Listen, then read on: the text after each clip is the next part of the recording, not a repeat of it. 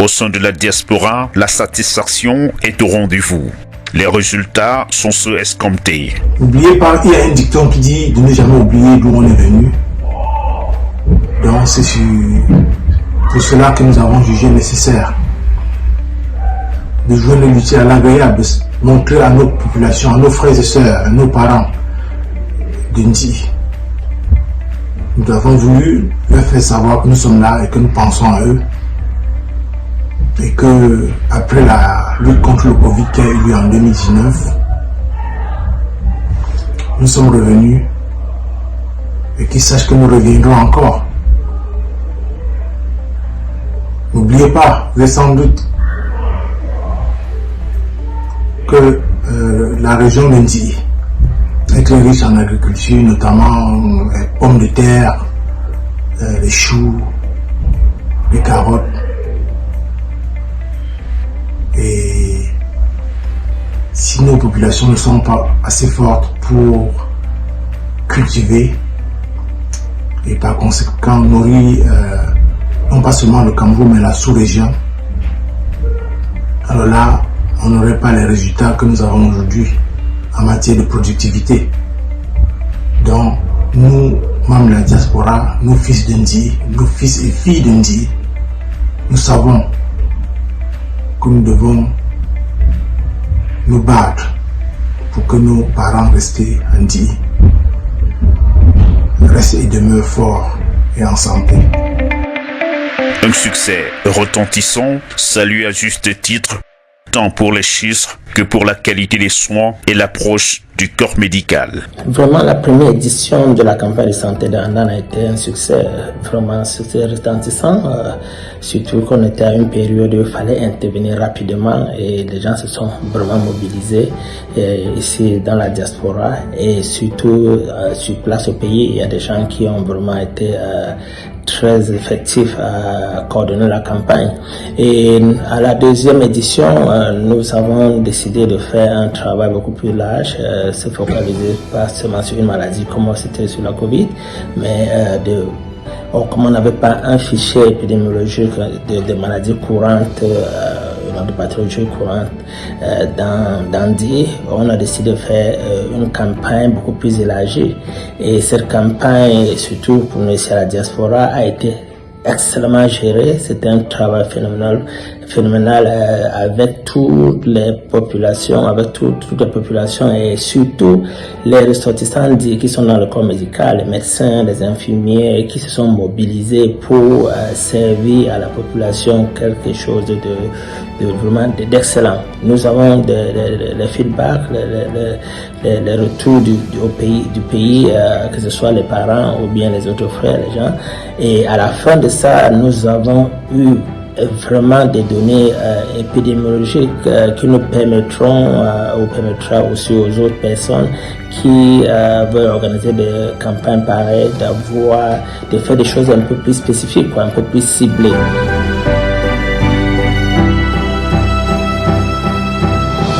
Une très grande réussite et il faut se féliciter.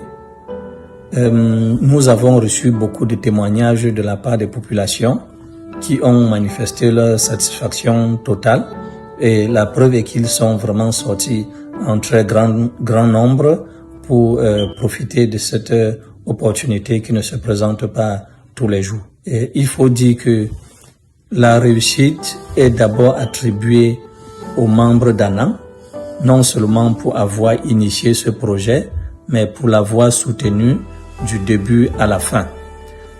Ils ont vraiment contribué non seulement en termes de moyens financiers, mais aussi en termes d'idées. Beaucoup de discussions, beaucoup de collaborations à travers notre forum et pour préparer ce projet.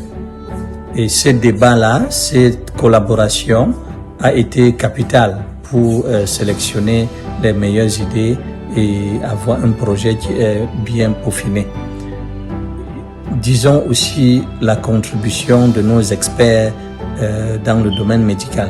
Les ressortissants aux États-Unis et au Canada qui travaillent dans le domaine de santé ont constitué une très grande expertise pour le comité de coordination. Ils ont tenu beaucoup de réunions avant la réalisation du projet et ces réunions ont été vraiment importantes. Et disons que beaucoup parmi eux se sont aussi déplacés pour venir sur place et participer à la réalisation du projet. Ça, c'était un point très positif que la population a beaucoup apprécié. Disons aussi que nous avions une équipe médicale sur place qui était très expérimentée et qui connaissait beaucoup dans le domaine de campagnes de santé. Ils sont habitués à organiser des campagnes de santé tout le temps. Donc cette expérience-là nous a beaucoup servi. Et enfin, je voudrais mentionner notre équipe de coordination sur place qui était vraiment dynamique. Ils ont fait un travail formidable dans la mobilisation des populations, à passer le message et préparer et planifier ce projet sur le terrain. Ça, ce n'est pas quelque chose qui est facile. Ils ont travaillé très dur là-dessus. Et ayant déjà organisé le projet de lutte contre le Covid en 2020, que le ANAN a initié, ils ont eu beaucoup d'expérience à cet égard et cette expérience nous a beaucoup servi.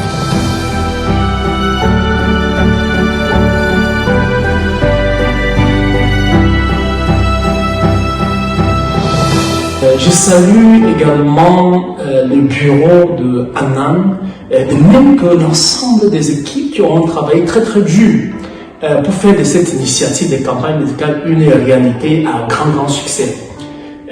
Parce que le succès a été véritablement apparent de par la grande mobilisation de la population que nous avons vue. Ils sont sortis vraiment par milliers pour être consultés, soignés par des dizaines de professionnels médicaux, de médecins, de spécialités variées qui sont venus prendre soin d'eux. Par la même occasion, il y a eu aussi une distribution importante d'équipements médicaux à l'hôpital, au CMA, au centre médical de Ndjitita, où la campagne s'est déroulée, n'est-ce pas? Et ce don était essentiellement offert par les fils, par les descendants de Sadio Temidota, qui est notre héros Andy lorsqu'il s'agit des questions d'humanité, des questions de santé. Et ces enfants ont décidé de suivre son exemple et de continuer à prendre soin de la communauté indienne. Cela a été vraiment remarquable et remarqué lors de cette campagne. Le succès de cette campagne n'était pas seulement dans des chiffres, mais c'était aussi dans la manière, parce que beaucoup de nos populations ont parlé, n'est-ce pas, pour témoigner vraiment de l'esprit d'humanisme, de compassion qui animait tous les professionnels médicaux avec lesquels ils ont été au contact. Et c'est vraiment quelque chose à saluer. C'était tellement important, tellement fort que beaucoup de nos populations ont demandé pendant la campagne si elles ne pouvaient pas être étendues de quelques jours supplémentaires, trouvant des journées de campagne insuffisantes. Ce que je veux dire ici est que cette campagne médicale suivait en réalité une première campagne menée par ANAN dans la même localité en 2020 lors de la crise du Covid. Celle-là en fait ciblait essentiellement les méfaits, les effets négatifs du Covid et essayer de protéger nos populations contre ces fléaux. Et vraiment cette intervention a été fortement appréciée. Et il faut dire que à ce moment, au village, dans les localités de Ndi et à Bafou, les gens commencent à être habitués au bienfait, à la générosité, à cette solidarité de ANAN. Et ce que nous pouvons dire en ces débuts d'année, c'est que toutes les divinités de Ndi, que nos aïeux puissent continuer à bénir, à donner de la force, de l'intelligence à tous les membres d'ANAN, leurs sympathisants, leur leadership, pour que ces générations puissent restyler, n'est-ce pas? Et dans ce cas particulier, je voudrais dire que une des raisons de penser vraiment à refaire une campagne comme celle-ci, c'est pas seulement parce que la population demande, c'est parce que les résultats même, en fait, de cet nombre de statistiques collectées durant la dernière campagne nous en montrent la nécessité. Il y a ce chiffre que plus de 50% de nos parents qui ont été consultés pendant cette campagne souffraient de moins d'une des maladies chroniques suivantes, l'hypertension, le diabète, je pense, l'ulcère chronique. Il s'agit là des maladies qui nécessitent des suivis continus, qui nécessitent une mobilisation pour éduquer, pour sensibiliser, afin de freiner ces fléaux qui font vraiment beaucoup de mal à notre communauté.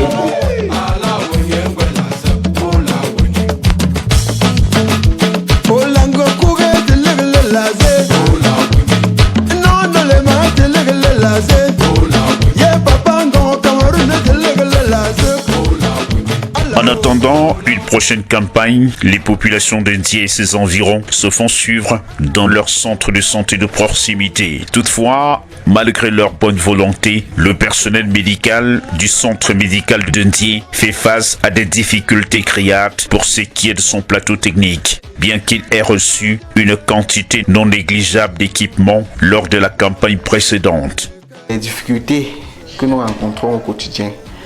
Donc, il y a des parents qui viennent souvent là, ils n'ont pas de moyens de s'offrir une simple consultation, de s'offrir des bilans d'examen. Ce que nous faisons, c'est souvent de faire des bons, nous appelons ça des bons, où nous demandons, nous faisons un certain nombre d'examens de façon gratuite ou alors à moins de coûts pour pouvoir soigner les mamans avec l'espoir qu'ils viendront repayer. Certains viennent par la suite, peut-être une semaine, 2 semaines après pour payer, après avoir vendu leurs produits de plantation, c'est-à-dire les pommes et tout. Ils viennent payer, d'autres parfois ne reviennent pas. Et c'est ça la difficulté. Donc, on a eu à recevoir des congélateurs, des compteurs, des stérilisateurs. Déjà, nous attendons davantage, notamment des lits, puisque nous n'en avons plus. Donc, ce que nous avons ici sont déjà des suites et c'est plus possible de pouvoir coucher un malade là-dessus.